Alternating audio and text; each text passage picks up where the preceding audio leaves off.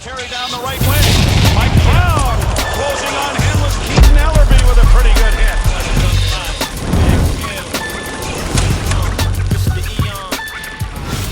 What's up, guys? Welcome to another Holding Court. Excited to have on a professional hockey veteran who has experience playing at the highest levels across 10 different countries. He has 200 plus games played in the NHL, including a stop here in LA with the Kings. The 2007 NHL Draft's 10th overall selection, Keaton Ellerby. Keaton, thanks, man. Yeah, appreciate you having me on. It's funny when you say across 10 different countries, like, whoa, this guy was really a suitcase. But the 10 different countries, man, it was phenomenal.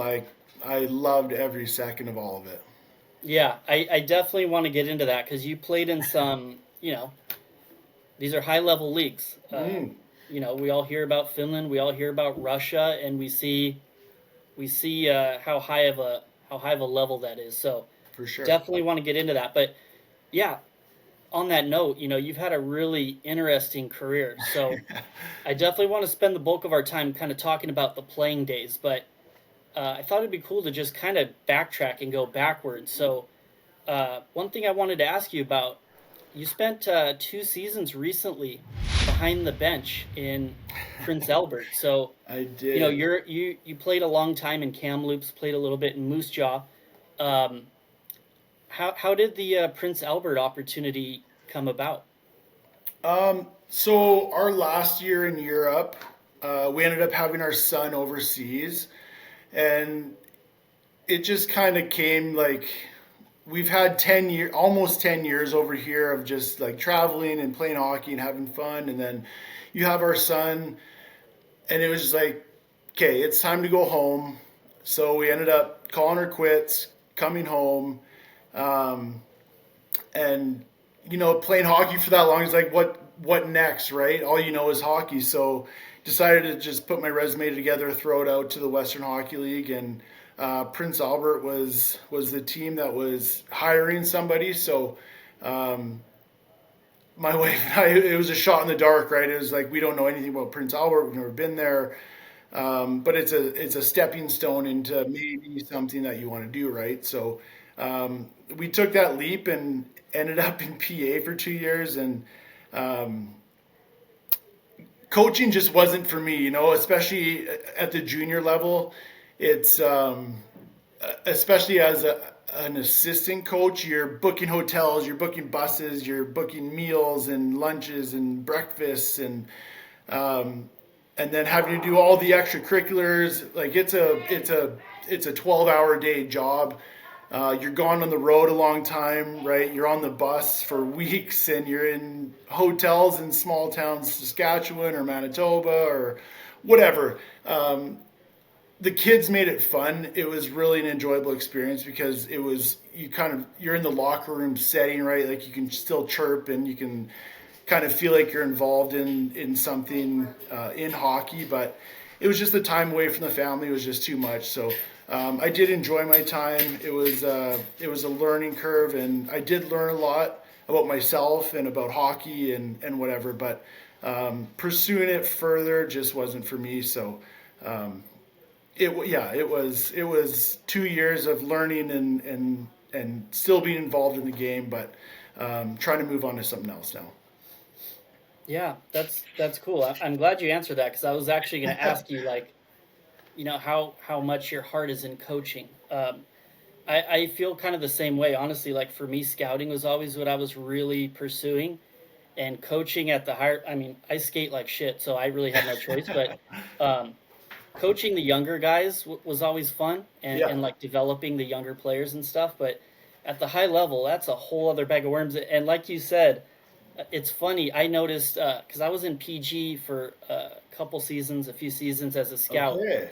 And when you said, that you have a lot of other responsibilities, that's funny. It seems like that's kind of the case with the junior leagues. In PG, it was the broadcaster, the play-by-play who came and picked me up from the airport, and he's just doing all sorts of shit. And I actually left my wallet on the plane, Yeah. So he drove me to the rink and then had to drive me back. To get So your yeah, so this guy already hated me, but I was like, this guy's like the jack of all trades, and it seemed like there was quite a few people who wear a bunch of hats. So 100%. Yeah. it's a And lot of that's, work. yeah, I mean, junior hockey, like it's such a, it depends what city or town you're in. Like some teams, Kelowna and those bigger teams, right?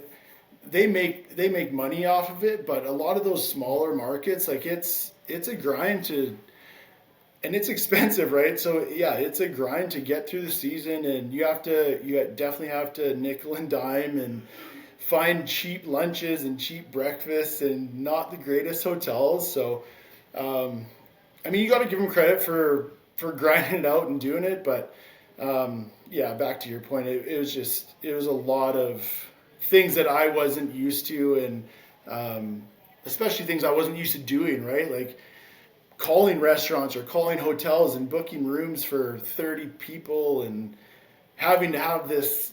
It's a lot. So um, I think if you really have a passion for the coaching side of it, then yeah, you grind it out and you want to pursue it and keep doing it. But um, I don't know. It's just, yeah, it wasn't for me. Is there like any other kind of do you see yourself doing any other sort of hockey roles? I have looked into, like you were saying, scouting. But again, like the hockey world is such a, I, this might be a bad term, but an old boys club, right? Like it's Oh, for sure. 100%. You gotta put in your time and put the dues in, which fair enough, right? Like you gotta do that with any career profession, but um, yeah, it's tough. I applied for scouting jobs, and um, it's hard to get into. Not a lot of teams have a big rollover, or it's if there's a new GM or new owner, then yeah, they might be changing positions or letting people go and hiring new people, but it's not happening all the time. So it's a tough gig to get into. Um, I think maybe down the road I would continue to pursue it, but at this time it's just I'm trying to get into something else and just do something completely different. Yeah, I couldn't believe it when I got the phone call from Prince George. I was, I'm I say this every fucking podcast, but I'm from California. I'm a Cali boy, and Yeah. uh, so the game always felt like real far away from me. Like Hmm. it felt almost like celebrities or something. I just felt like, I was never going to get a crack at it or to be, anywhere near a high level. So when I got the call, I was super pumped. And then, I find myself at training camp drinking beers with Roman Vopat, who I grew up watching for the Kings, and Yeah, Mark Pollock, who's a legendary coach. And I'm like, how the hell did this happen? But yeah, as you said, I know because I've kicked at that can a million times. Like it's tough. People tend to, not really want to leave their scouting position because it is, totally. pretty nice, but Yeah. also not a ton of money in scouting. No, exactly. And back to my earlier point is, like, you think you're on the road a lot as a coach, you're on the road 5 days a week as a scout, right? Like you're in different rinks in different provinces and different countries. Like you're always gone. So it's yeah, it's just I don't know. I love the game of hockey. It's been great. Um, yeah, I right now I want to watch it from a distance. Just be a fan now. Yeah, yeah, I could, that makes sense. So was there any? I can imagine you probably played for maybe one or two guys who made coaching look attractive to you that kind of initially drew you there. Is there any guy or two that comes to mind who made you want to try coaching? Yeah, so in your backyard there, John Stevens with the LA Mm-hmm. Kings, and Darryl Sutter. I mean, Darryl Sutter was the head coach. We didn't have as much interaction as me and John because he was the D coach. Mm-hmm. My family goes way back with the Sutter, so I kind of knew Darryl a little bit before, and I know people have like a love or a hate thought process with Darryl, but honestly, he's one of the best coaches I've ever had. He treats you, if you work hard, he'll treat you the way you need to be treated, right? Like, if you don't work hard, then you're going to get it. And that's Darryl. Like, he's old school, but he's still fair. But John Stevens was just, he was so, he just wanted to help all the time. Like, it didn't matter what day it was or what time of the day it was. If you want to do video or you want to do extra stuff on the ice after practice or whatever, like, he was always there. And you can see it. Like, he's got, 3 Stanley Cups now. And people call him the defense whisperer because he gets the most out of the D-men, right? And he even said to me one time, it was like, I didn't have as much skill as you, but I would have outworked the hell out of you. And so that was something that was like, okay, like, Damn. like this guy loves the position. He loves the game. He wants to help. He was always there for whatever you needed. So yeah, John Stevens was a very inspirational, but just a great influence in my hockey career for sure. And like you said, Darryl Sutter for sure a polarizing figure. Yeah. As a Kings fan and as a fan, I love him. I have no problems with Totally. him. But then again, he wasn't motherfucking me in the locker room, so I could understand why some guys would. It seems like some guys are not huge Darryl Sutter fans, but he got results. For sure. And that's what I mean. Like, I think that team in LA, when they won their first cup, like, they had so much talent and so much and they weren't producing. And to bring a guy like Darryl in and just demand and command, this is what we're doing, this is how we're playing. And they did it and they won a cup, right? And then 2 years later, they win another cup. I think the road kind of ran its course with Darryl there, but For sure. yeah, he's a genius hockey mind and he's a good person. And when I got traded to Winnipeg, he ran into my wife in the hallway in the downstairs in Winnipeg and was just like, "I'm sorry, love your husband. You guys are awesome." He just like he goes out of his way to make not just the player but the family and everyone kind of feel special. And He was my favorite. my wife just said from the background he was my favorite. So yeah, he's a good man. Great family. Like I said, I've known the Sutters for a long time. My family has known them for longer than I've been alive. So it goes back a little ways, but yeah, can't speak enough about him. So speaking of the Kings, I wanted to kind of give a little perspective to people watching, especially people who maybe weren't super familiar with your career and where you played and kind of your hockey story. But starting in 2013 when you were here in LA, in the 9 years, from 2013 to 2022, you played professionally in 10 different countries. So this is going to be annoying for a second, bear with me, but I just want to give perspective here. Yeah. So from LA, US, to Winnipeg, Canada, Mm-hmm. to Kazakhstan, to Switzerland, to Finland, to Sweden, to Germany, to Austria, to Hungary, to England. Yeah. So I'm just thinking, as a human, that's a lot of big moves, a lot of culture shock, a lot of resetting. So in my mind, I'm thinking like the only way that could possibly work is either for single guys or guys who have like an incredible support system. Yeah, I mean, totally. Is that fair to say? Yeah, absolutely. Yeah. Okay, so going from Florida to LA to Winnipeg, it was, it's pretty easy. The team does all the stuff and you League. Yeah, you make it easy and it's in North America. And then after Winnipeg decided to make the jump over to Europe and got a good opportunity to go to the KHL, the team in Kazakhstan, which is in the Russian league. Had a couple buddies that had played on the team and it was good for them. And you get over there and for my wife and I, it was a culture shock for sure, but we just fell in love with like the simplicity of Europe and the ability to travel to so many places at low costs and so easy. Playing hockey obviously was the main focus, but we just got this opportunity to go over there and see the world and do things that if we stayed in North America, maybe we wouldn't have got the opportunity, not the opportunity, but maybe we wouldn't have done. So, yeah, moving to Europe and living in new places, meeting new people, learning new cultures, learning little bits of new languages, and like trying to get by with whatever. Just I don't know. I don't know how to explain it, but it was just we fell in love with everything over there. It was didn't matter which country we lived in.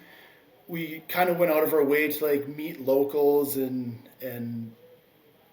not just be an outsider living there, but like get involved and like meet people and do things. And so yeah, it that kind of made our experience over there unbelievable. And we say to this day, like if we went to Europe, we know for a fact we'd have 9 countries that we'd have multiple people that we could go and stay with or like, reconnect with. And yeah, I loved Europe. It was honestly it's some of the best years of my life and my wife's life too. So it was just awesome. Was it ever, like I mentioned with all of the moving, was it ever overwhelming, or was it always just living the dream? I don't think it was ever overwhelming. I think there was a few times where, so we had a dog too at the time, so there was a few dicey situations where we had to figure stuff out for the dog. My wife is a perfectionist and she's good at all that stuff. So Lauren, you've dealt with her a little bit with Pro Relo and whatever, but she was great with all that stuff. But overwhelming, no, I don't think so. It was just kind of, like we're doing this, we're jumping in head first. Like let's just roll with the punches and we'll get through it and we'll just figure it out as we go. Did you have a favorite stop in Europe? Places that we lived in, I think for both of us, Switzerland for sure would be at the top. Austria, we lived with some amazing people, and so right before COVID hit, I had to have knee surgery.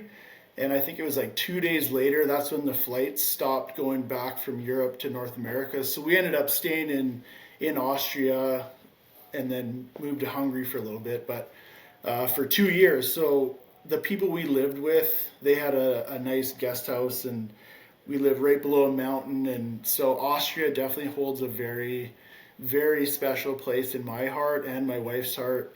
And then moved to Budapest because during COVID, the Hungary League didn't really have like COVID lockdown. So like, do you want to come to Hungary and play for a bit? Like, yeah, for sure. I love Budapest. Let's go. And that's where my son was born. So yeah, there's definitely Sweden too. All of them again, like I just said, every country you met people that we still hold very near and dear to our heart. So. But I guess in the overall picture, I'd say Switzerland and Austria would be our 2 favorites. So, yeah, I was really interested in the Hungary. You just don't see that too much. Was that like the primary reason? Was they were a little bit less COVID crazy? Yeah. So again, so right before COVID happened, I was in Austria playing. And our last game before the COVID shutdown, just freak accident, a skate cut my patella tendon in my knee. So I ended up having to get surgery. I was off everything for 9 months, I think it was. So, and then again, the flights from Europe to North America were all shut down. So it was just her and I. So, and we were living with these awesome people. It's like, let's just stay in Austria. Let's, funny, the government was paying you the medical, like the whatever it was. But so we're like, hey, whatever, let's stay here and enjoy Austria, and we could drive over the border to Italy or go to Switzerland, to Zurich or whatever. So we're like, okay, let's stay. So once my rehab was done, finally started to be able to work out again after, I think it was 8 or 9 months, whatever it was. And then this team, FTC in Budapest, called and like, hey, like the league's going to keep going. There's not going to be fans, but would you be interested in coming? We'll, like European teams do, like we'll pay for your apartment downtown. We'll get you a car. And we were both like, sure, like Budapest is an unbelievable city and it's a whatever, let's go enjoy it. So I ended up going to Budapest and it was wild. You take 12, 15-hour bus rides to Romania and play in little Romanian cities, and it was something else for sure. With a lot of the North American guys who originally go over to Europe, seems like, a lot of guys have that mentality of like, okay, I'm going to go over here, I'm going to light it up, and then I'm going to get an NHL call at some point. Then there's some other guys, I know a couple personally, go over to Europe, they fall in love with it, and they have no desire to come back. Yeah. What was your approach and your kind of mindset going over in the first place? So my situation was a little bit different. My last year in Winnipeg, and this, like, it's cliched stupidity, but this is what happened. So my last year in Winnipeg, I ended up getting a blood clot in my arm, like a freak accident. The doctors had no idea what it was, ended up finding out it was a blood clot. I missed a significant amount of time. And then after that season, teams here like, okay, blood clot, miss 5 months, and it could come back, right? So you're not getting the opportunities in North America that maybe you would have if you're healthy, right? So got the opportunity. Agent told me, you have an opportunity to go to Russia. You can make the same money basically, and play less games and blah, blah, blah. Like they sell you on it for sure. But so I ended up going there, played in Russia. I wasn't a fan of it. It was and this is, I'm going to chirp myself. Like, I'm not an offensive hockey player whatsoever, right? So if you're not putting up points in Russia, you're like, okay, well, we'll just bring someone that puts up points, right? So didn't work out. Ended up going to Switzerland, played in the Spengler Cup, and that was one of the best moments in my hockey career. So it all worked out that way. But that's kind of how my journey into Europe started. Again, I can't say I regret anything. I love every minute of everything that I've done over there. Yeah, no, it makes a ton of sense, when you put it that way, and then, guys have different situations and reasons for going over to Europe, but some guys will opt into playing in the jungle as in lieu of going to Europe. What do you think the kind of like reasoning? Is it just the obvious, like they want to be closer to NHL eyes, I guess, or? Yeah, man. I have no idea. There's some guys in the American League, even the East Coast League, that could go over to Europe and make double, triple what they make. Right. And, like I said, like get the opportunity to travel and see the world. Like during the European League season, you get 3 national team breaks, which is 4 or 5 days to just have off and go. Like we would go to Italy, or you'd go to Spain, or we went to Dubai twice. Like it's all this stuff that it just makes sense, especially when you're like, I get guys chasing like if you're on an NHL 2-way contract, I get it. Like you want to put in your time and see if you can get that call up or make it back to the National League. But there's so many guys that just don't take advantage of this unbelievable opportunity to just do something, see the world, play at the literally like unbelievably high levels of hockey. And it's a different style of hockey, bigger ice, and puck control is more of a thing over there. But it's just such a great experience, and again, I loved every second of it. So, to kind of, I guess maybe go back, pretty to the Kings again, not to be predictable here, but Yeah. so after establishing yourself as an NHL'er in Florida, the team that drafted you 10th overall, the Kings swung the trade for you. And when you came here, it was an interesting time, an interesting group. You played with a core of guys who probably are all getting statues outside of crypto at some Yeah. point. I mean, Dustin Brown already has one. Yeah. Jonathan Quick, Anze Kopitar, Drew Doughty, legendary team. And from what I hear, also pretty legendary off the ice as well. That was a fun group, right? Yeah. Yeah, I mean, they earned it, right? They won championships, and they enjoyed their championships. Good on them. I can't say enough good things about all those guys.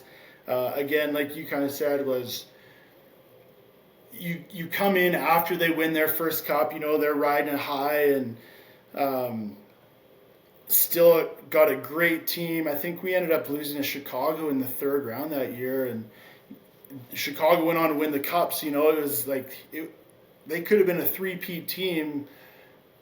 With one swing of a goal here or there, like they could have really solidified a dynasty kind of thing there. But like you said, getting the opportunity to play with Kopi and Dewey and Justin Williams and Jeff Carter and Mike Richards and Quick, and like the list just goes on and on and on. It's like, wow, that was. I feel very fortunate.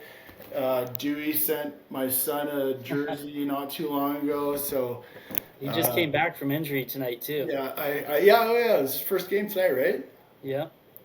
Okay, I gotta watch that. See how that little guy does.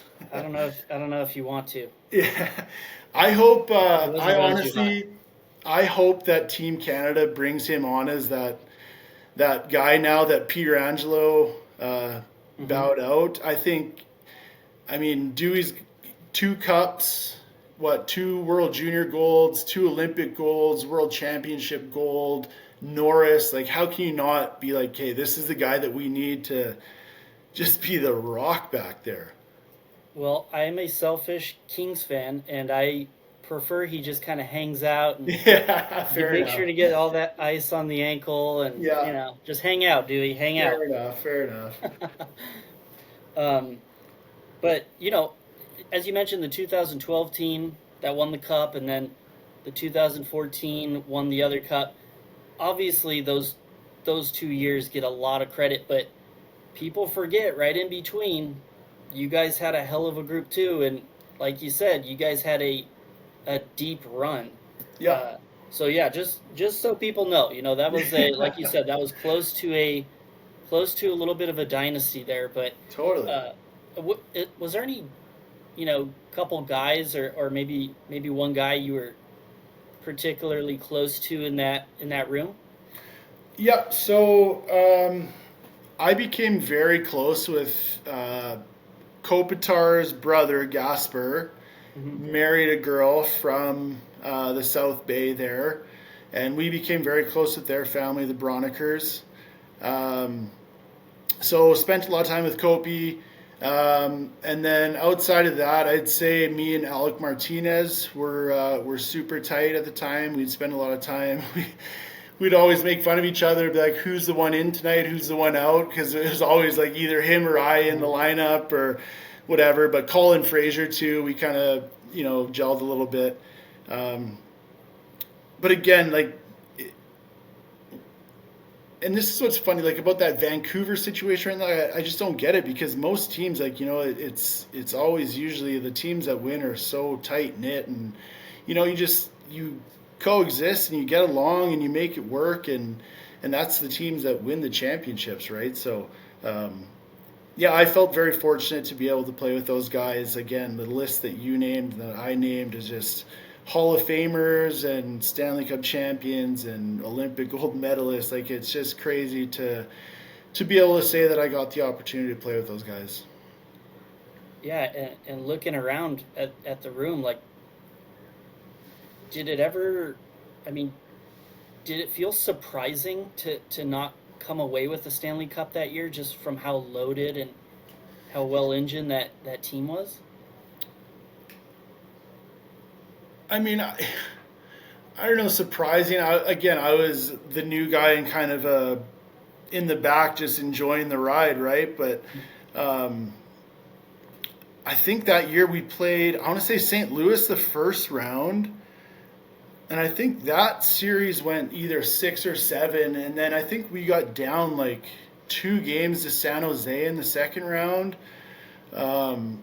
Came back in San Jose. That's when they were loaded too, right? Like Joe Thornton and Patty Marleau and Pavelski, and like they were stacked too. Ended up getting past them. And then same situation in Chicago, like dynasty kind of team, right? Johnny Taves and Patty Kane and Duncan Keith and Brent Seabrook. And like, so it was 2 powerhouses going against each other. And it was kind of like whoever's coming out of this round is probably going to win the cup. I still remember it was game 6. I think it was double overtime, and Patty Kane went bar down from the slot to finish the series off. So, yeah, it's, again, and just thinking back on those experiences, is I feel fortunate to have been able to live that. Yes, I would have definitely liked to be on that team the next year, not getting traded to Winnipeg. Not that I didn't have a good time in Winnipeg and whatever, but you know, you get traded the next year and then they win the cup. Like, that's just it's just a dagger to the chest, right? Like, it's tough, but getting the opportunity to play on that team and be around all those legendary hockey players was phenomenal. Yeah, and you mentioned the B side in that kind of rivalry, the Blackhawks, which, yeah, like you said, if they didn't have such a damn wagon, there would be 3 cups in LA right now. But 100%. Was it 20?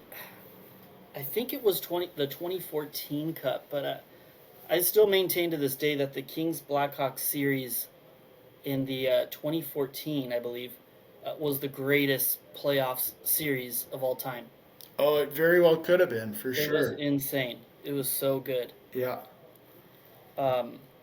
So you mentioned Winnipeg. One thing I was kind of curious about is really like the hockey lifestyle difference between playing somewhere like Winnipeg, where, you know, hockey is religion. They love their hockey in Canada in general. And then playing somewhere like LA, where I imagine you guys are probably able to get out to dinner a few times and not have to answer any questions about the game. Yeah. Like that, obviously, and I've seen it, you know, as a Kings guy, I've seen guys come here and kind of right off into the distance, or maybe they're, you know, taking it a little easier. And some guys seem to do well with it. Some guys seem to not do well with it. But, like, how was that for you? And, you know, like, even funnier because when I was in LA, they were in their cup. They were champions. Like the city and the area, like the South Bay, was where all the guys lived. Like the whole Manhattan Beach and El Segundo and whatever. Like they were all over the Kings, right? So it was they were the champs. So they kind of got recognition and this and that. But when I was in Florida. And it's changed now from when I was in Florida.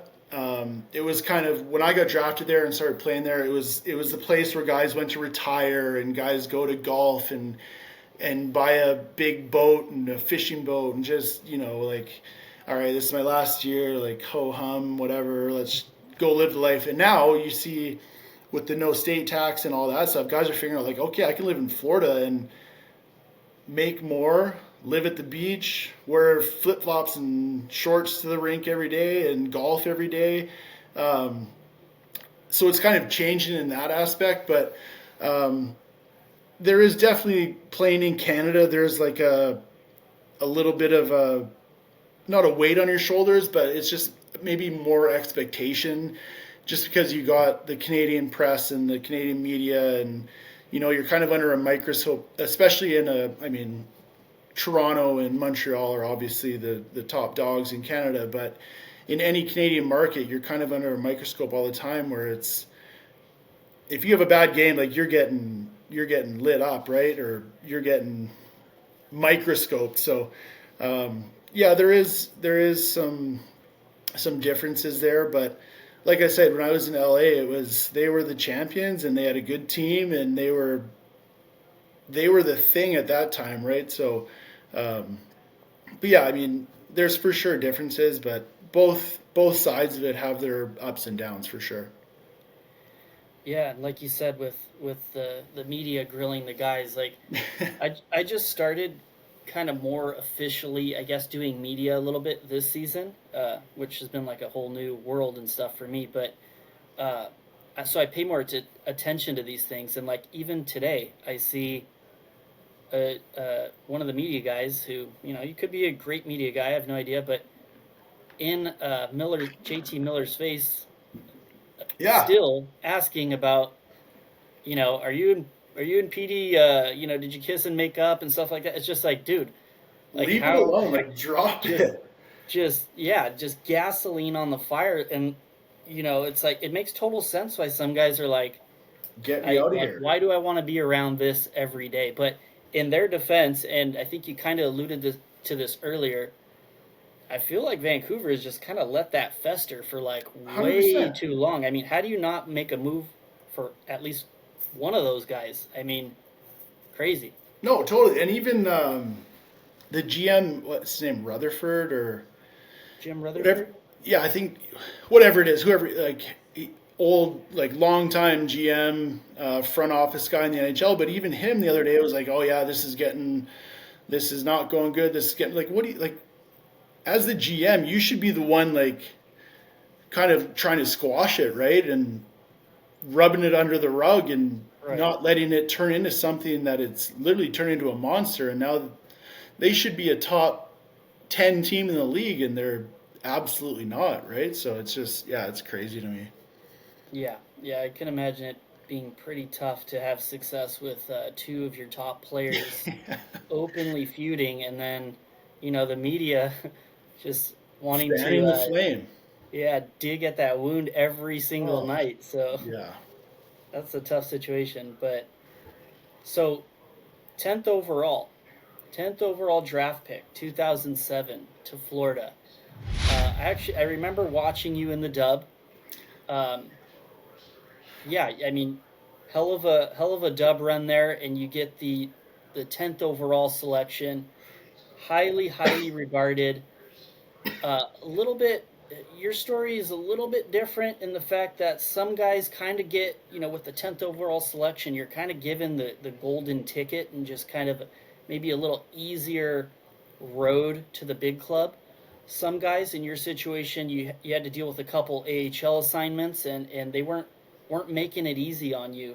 Yeah. Was that like a pretty tough time, or you handled that Um, easily? Again, okay, so I'm going to explain, and I'm not making excuses because I deserve to spend time in the American League. For defensemen, it's unless you're Drew Doughty or Cale Makar or Quinn Hughes, like D-men need time to marinate and learn how to play against men in pro hockey. Coming from junior, you're playing against teenagers, and like you're usually a little bigger, a little stronger. When you make that jump to pro, you're playing against grown men that have been grown men for 15 years, right? So it takes time for you to figure out the battling and the getting to pucks quick, moving pucks quick, being strong on pucks. Like it's a hard thing when you're getting pucks dumped in your corner by someone who's been in the league for 15, 20 years, and they know exactly what they're doing, and you're like, holy shit, like I just need to get this and rim it. But when I got drafted, the GM and the head coach, I think it was 2 weeks after I got drafted, they both were fired and went to new teams. So the team brought in new management, new coaching, new all this. So you're still a first round pick, but you're kind of just another name in the stack, You're not right? their So first round pick. yeah, exactly. Yeah. So you gotta battle, you gotta work, you gotta put in the time and the effort, and I think I did that in the minors. I mean, oh man, just thinking about it makes me want to throw up. My first year in the American League, I think we won like maybe 12 games all year, and we had this coach Benoit Gruel who was an absolute lunatic. Probably the worst coach you could ever hire for the group of kids. Like, we were all kids, basically straight out of junior, playing in the American League, and this guy was just a psycho. So it was a long first year for sure. The second year, you're a little more used to the travel and the grind of playing in the American League. You're up to speed on the pace of play and the style of play and the guys you're playing against. So the second year was a little better. I think I got called up 7 or 8 times before I actually got to play a game. So it was, I was always like on the edge of my seat, like, oh, is this going to be the time? Go up, make a day of shodo, but don't get to play, so you get sent down. And yeah, it was a unique first couple years, but I loved every minute of it again. Yeah, it was something different for sure. So it was kind of like the jungle within the jungle, it sounds like. Oh yeah, it was honestly, man, it was brutal. Yeah, like I'm just trying. Like I have these like visuals rolling through my mind right now. Like what? I think I was 19. So I have a late birthday. So I was 19 when I first started playing in the American League, and just like, what is happening here? I want to go home.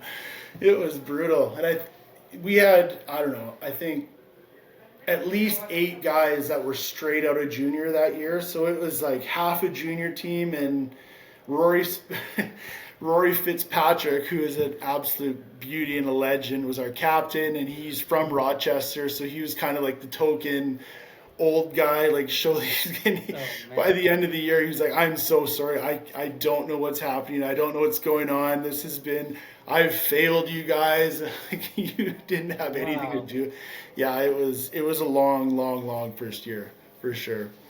But Wow. yeah, It's just like, and that's not a low level. That is, some people would argue the second highest level in the world. But right.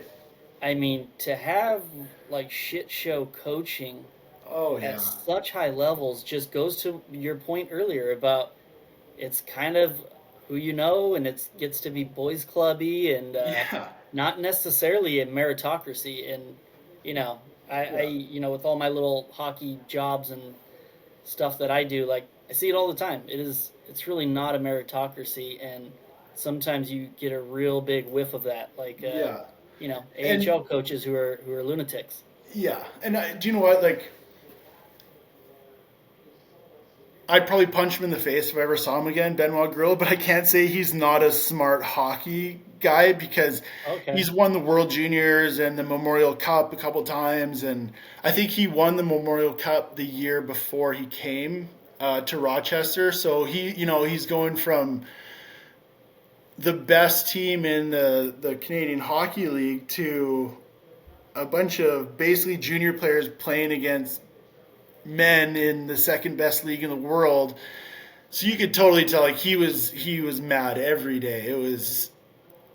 He was French, and it was always ST and Tabernac, and just miserable, hated every one of us. And like, I'll laugh about it now, but it was just like, what is happening here? Like, we're literally straight out of junior into this league, and you're expecting us to not get pumped by Hershey, who has like the best players that should maybe be in the NHL on their team. Yeah, there's a Wild. lot of talent, I mean, Yeah. still a very good league where you have NHL caliber Oh players yeah. floating around. Yeah. Wow, that's Yeah. It was. Yeah. If I don't know, I'll call you on the phone and I'll tell you some stories, maybe off okay. air. Yeah, do it. Sounds good. Um, so, you know, you get that first NHL game. What's it like pulling on the jersey? That Florida Panthers jersey too, which is a nice iconic one. Yeah, it was the Pulling old that on school for the one first too, with time. the cat chomping Yeah. on the stick. Yeah, it was cool. What the hell are they thinking with the new one? Yeah, Oh no. brutal. Yeah. I Bring mean, the that old ones is back. iconic jersey. You cannot change that. Yeah. I have a problem with that. But anyways, you got to pull on the real thing. What's that like the first time? Oh man, it was so awesome. And again, like I said, I got called up at least 7 or 8 times before I actually got to play. So the first time I got called up, it was in Atlanta. Team flew my dad down. Mom couldn't make it, so flew my dad in. Um,